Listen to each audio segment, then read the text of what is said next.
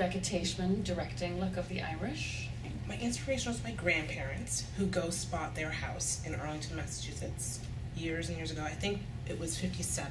My parents and my grandparents particularly did not talk about this at all. It was not a family story. My mother talked about it a little bit and definitely called it ghost spying, but my grandparents did not talk about it at all. And I think it was a great source of shame for them.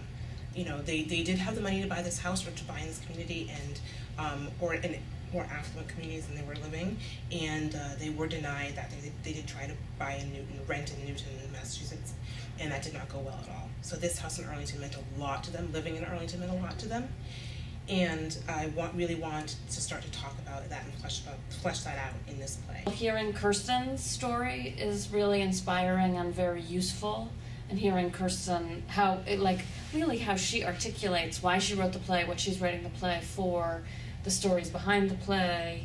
You know, it's like a gold mine when you're working on it. So Rebecca is really direct about rewrites and what she thinks is not working, but it's very much a collaborative experience, as opposed to, this isn't working, take your script and go away, and I'll see you when you get it right. The goal for me, anyway, is to try really hard to get as much inside what Kirsten wants the piece to be and not ever impose an idea of what it should be. So asking questions or trying to spark ideas that further Kirsten's impulse rather than ever trying to redirect the impulse. At like the very, very center of it, I think, is this idea, and everybody's going through it in the play, that this vision of the American dream is a brutalizing vision. It's because so few of us are actually invited inside that dream or have real access to that dream. It was predominantly women creating the show on the other side of the table. And it's just a slightly different energy.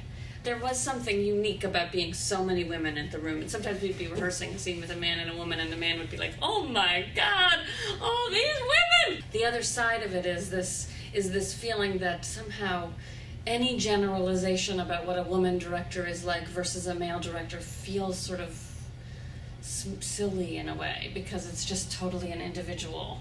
It's a great, great privilege to be part of this new home, and it feels like a very important home for new American plays. And when you feel cared for, it allows you to sink into your work and really get your work done. And I think that's always really important to me, is am I getting my work done? And this has been a place where I've been able to do that.